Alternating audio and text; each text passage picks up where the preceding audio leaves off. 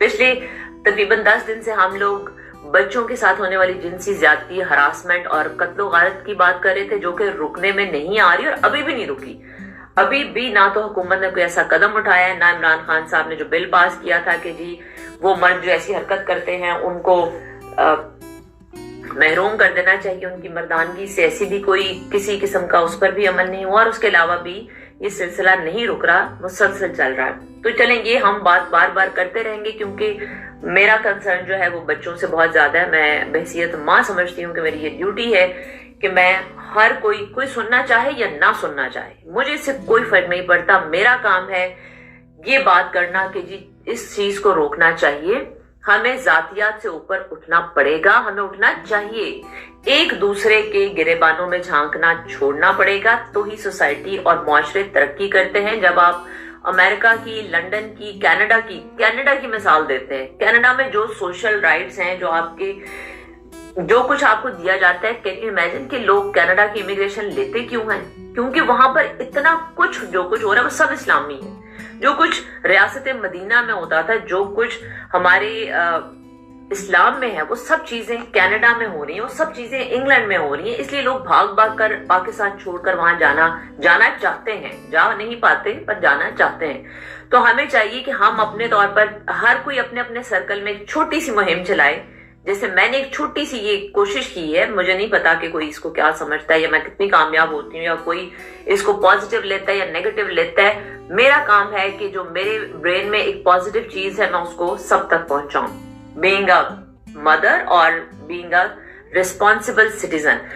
हमारा आज का टॉपिक है जी ड्रग्स क्यों ली जा रही हैं आजकल। मैं चूंकि लाहौर में रहती हूँ और मेरा सोशल नेटवर्क अल्हम्दुलिल्लाह काफी बड़ा है और मेरे सोशल नेटवर्क में माशाल्लाह ड्रगी से लेकर हर तरह के लोग हैं। नमाजें पढ़ने वाले भी हैं और ड्रग्स करने वाले भी हैं और वो लोग भी हैं जो ना नमाजें पढ़ते हैं ना ड्रग्स करते हैं, लेकिन वो फिर भी बहुत अच्छे लोग हैं। मुझे किसी से कोई गिला नहीं है और मुझे किसी से कोई प्रॉब्लम भी नहीं है। उसकी सिंपल सी वजह ये कि मुझे पता है कि मैंने क्या करना है और मैंने अपनी बाउंड्रीज सेट की हुई हैं। ना तो मैं ड्रग्स में कभी इन्वॉल्व रही हूँ और ना मेरी ख्वाहिश है और ना मैं चाहती हूँ कि मेरे दोस्त, मेरे फैमिली मेंबर्स या मेरे जानने वाले, मेरे हल्का अहबाब के जो क्लोज लोग हैं, मैं मोहल्ले में जाकर तो चीखे मारकर किसी को नहीं कह सकती कि भाईजान आप ड्रग करें, आप क्यों करें। लेकिन मैं जो मेरे नजदीकी है मैं उनको जरूर कहती हूँ। और आज इस प्लेटफॉर्म से मैं यही बात करना चाहती हूँ कि हमारे मुल्क में नशे का बढ़ता हुआ रुझान जो है उसमें बहुत ज्यादा वजह मायूसी है। और मायूसी कब होती है? जब हम घर में, सबसे पहले याद रखें, मायूसी स्टार्ट ही आपके घर से होती है। सबसे पहले जब आपके बच्चे आपसे बात करना चाहते हैं और आप बहसियत माँ, मेरा बेटा मेरे पास आता है और फर्ज कर लें मैं लगी हूं, हाँ अच्छा ठीक है जाओ, अभी मैं बाद में बात।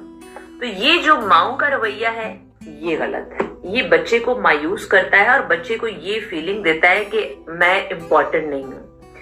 बच्चा अगर बाप के पास जाता है और बाप भी यही करता है, हाँ बेटा क्या बात है, नहीं हाँ नहीं तुमने ये नहीं करना, तो बच्चा फौरन समझ जाता है कि वालिद साहब जो है वो अपनी किसी एक्टिविटी में फोन पर मसरूफ हैं और बच्चा आपसे लर्न कर रहा होता है, बच्चा आपसे सीख रहा होता है। चाहे आप अच्छा करें, बुरा करें, जो भी करें, वो एक प्लेन स्लेट है जो आपसे सीखता है। इसकी एक छोटी सी मिसाल मैं आपको फिर दूंगी, किसी की क्या बात करनी, मेरे पास अपनी कहानियां बहुत हैं।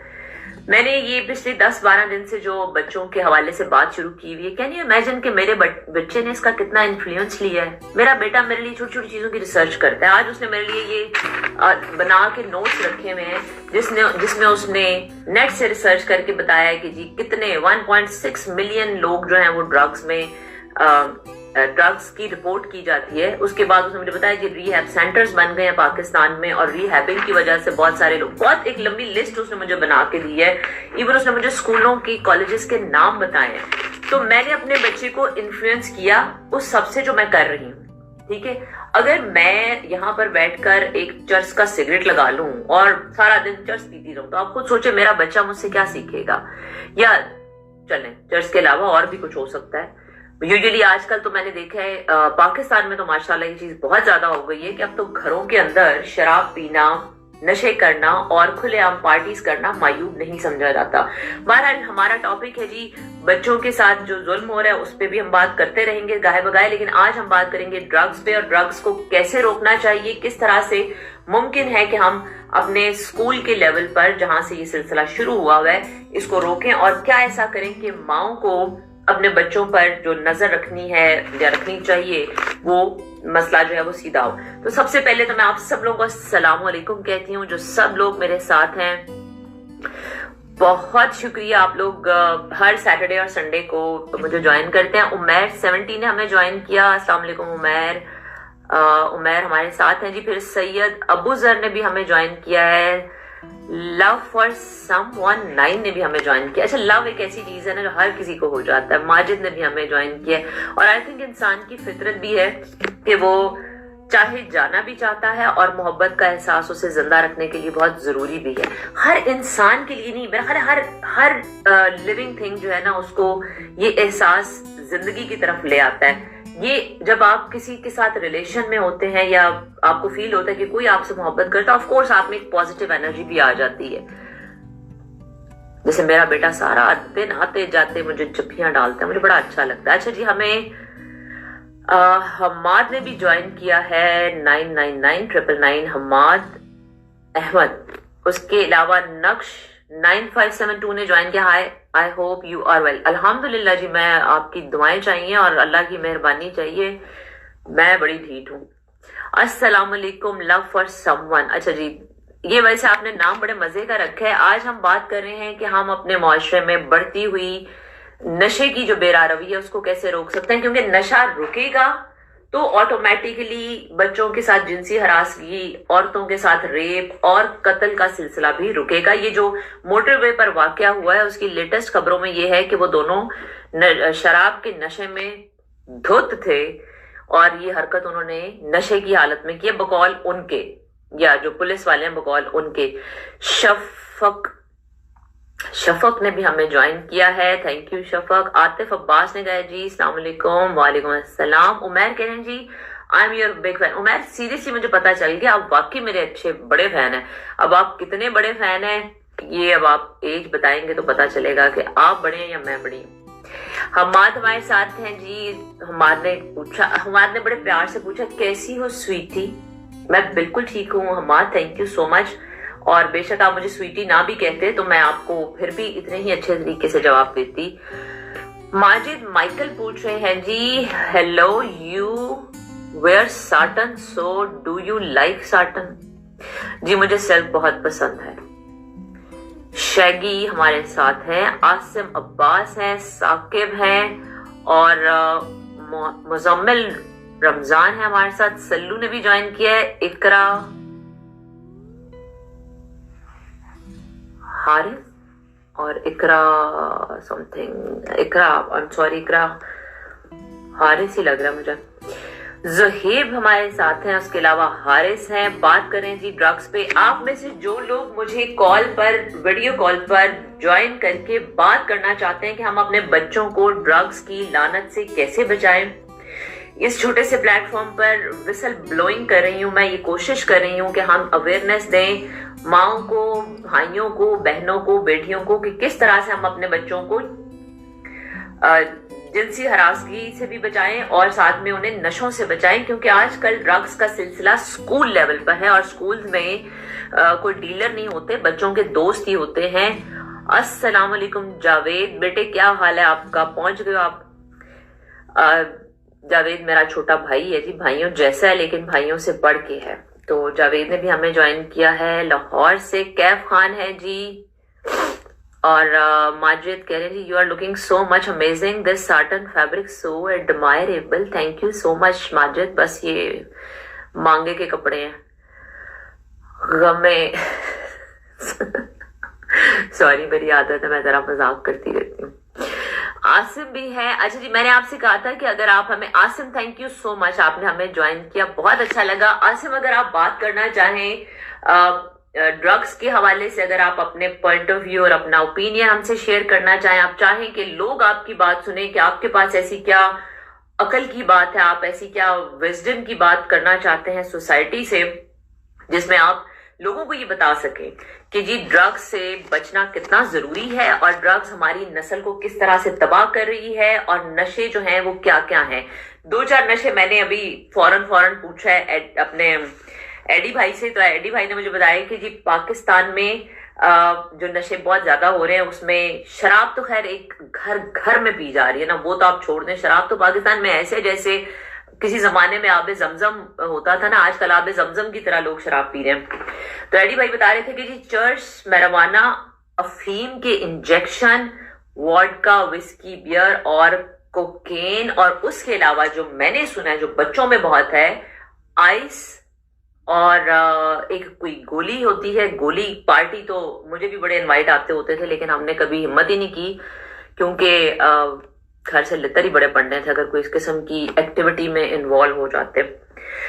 जैसे जैसे आप बड़े होते जाते हैं ना, आपकी जिम्मेदारियां बढ़ती जाती हैं, तो इसलिए अपने बच्चों को बचपन से जिम्मेदार बनाए। आपको पता है तरक्की याफ्ता ममालिक की कमाल बात जो मुझे पता चली है वो क्या है, वो बच्चों को बचपन से ही, जब हम लोग हॉलीडेज में, समर हॉलीडेज जो जून जुलाई की चल रही थी और हम लोग अमेरिका गए ट्रिप के लिए अपनी छुट्टियां गुजारने के लिए, तो वहां पर जो हमारे नेबर्स थे, लाइक हम लोगों को वहां पे लॉकडाउन में हम लोग फंस गए, तो फिर नेबर्स हमारे जो बने उनमें बहुत सारे बच्चे थे। कैन यू इमेजिन, वो बच्चे जो थे, वो मेरा बेटा 12 साल का है, तो वो सारे बच्चे इब्राहिम से छोटे हैं। तो वो छोटे बच्चे क्या कर रहे थे, उनकी समर हॉलीडेज में क्या होता है, आप सोचिए तरक्की याफ्ता मुल्क तरक्की कैसे करते हैं, वो अपनी नई नस्ल को किस तरह से उन्होंने, आप सोच भी नहीं सकते। जब हम मैनहट्टन जाते हैं या जब हम फ्लोरिडा जाते हैं राइड्स लेने और हम एलए जाते हैं सिर्फ घूमने फिरने, तो हमें उन चीजों का पता नहीं चलता। वो नेबर्स के बच्चे जो हैं वो एक लीफलेट लेकर आए मेरे पास और ने कहा कि जी आंटी, अगर आपने अपनी गाड़ी वॉश करानी है, अगर आपने अपनी जो कैट है उसको आपने घुमाना फिराना है, बाहर लेके जाना है, या अपने गिराज की सफाई, गार्डन में से पत्ते उठाना, स्विमिंग पूल को साफ करना, और अगर कुत्ता है आपके पास तो हम आपके कुत्ते को बाहर लेके जाएंगे, घुमाएंगे फिराएंगे, जो उसने काम करना होता है वो करेंगे, आप हमें जो भी पैसे देंगी हमें ठीक है। और वो 3 से 4 बच्चे थे। मैं देख के हैरान होगी कि गोरा कितना समझदार है, वो अपने बच्चे को 7-8 साल की उम्र से इस तरह की एक्टिविटीज में डालता। फिर एक और चीज मैंने ऑब्जर्व की कि वो छोटे बच्चे जो हैं वो यहाँ पर समर में, जब गर्मियां होती हैं तो समर में रोड की साइड पर अपने घर के बाहर जो यार्ड होता है, जो पार्क लॉन होता है, उसमें स्टॉल लगाते हैं। इसका जैसे हमारे यहाँ शिकंजवी होती है ना, इस तरह से मिंट का एक बना हुआ वो घर में उनकी माएं बनाती हैं, वो बड़े साइज के कूलर में रख के रोड के ऊपर वो बच्चे खड़े होते हैं। कैन यू इमेजिन, सख्त गर्मी, लाइक 105-110 टेम्परेचर चलता है। कैलिफोर्निया की मैं बात करी, अगर आप जर्सी की तरफ निकल जाएं, आप न्यूयॉर्क की तरफ चले जाएं, तो वहां पर तो खैर सर्दियों में तो इंतहाई माइनस में चला जाता है, -9 डिग्री भी रहता है, और उससे ह्यूमिडिटी लेवल गर्मियों में बहुत होता है। खैर एनीवेज, मैं ये बताना चाह रही हूँ कि तरक्की याफ्ता मुल्कों से जब हम मुकाबलेबाजी करते हैं तो पहले मैं आपको ये बता दूं कि वो अपने बच्चों को 7-8 साल की उम्र से गाइड करते हैं कि आपने पैसा कमाना है। आपने पैसा कैसे कमाना है? छोटे बच्चे जो हैं वो रोड के साइड पर अपने घर के बाहर बड़ा सा, वो समझ लें, कूलर रख के शिकंजवी का और डिस्पोजेबल ग्लासों के साथ $1 का वो ग्लास बेचते हैं। और कैन यू इमेजिन, सोसाइटी उन बच्चों को कितना सपोर्ट करती है। जो लोग रोड पर गुजर रहे होते हैं वो लोग रुकते हैं, उन बच्चों से वो ड्रिंक पीते हैं, उनको पैसे देते हैं, वो बच्चों को इनकरेज करते हैं कि वेरी गुड, तुम लोग काम कर रहे हो। ये 7-8-9 साल की उम्र से शुरू हो जाता है। छोटे बच्चे जो 12-13 साल के हैं वो लोगों के घरों में जाके उनके गार्डन साफ करते हैं, पत्ते उठाते हैं, उनके स्विमिंग पूल साफ करते हैं। सोसाइटी को इस तरह से वो अवेयर करते हैं और रिस्पॉन्सिबल बनाते हैं। जब एक छोटा बच्चा, 8 साल का बच्चा, 7 साल का बच्चा इस मैकेनिज्म में आ जाता है कि मैंने काम करना है और मैंने पैसे कमाने हैं और मैंने अपने आप को खुद से मेंटेन करना, तो आप सोचें जैसे जैसे वो बड़ा होता जाएगा उसका मेंटल लेवल जो है वो अर्निंग की तरफ चला जाएगा।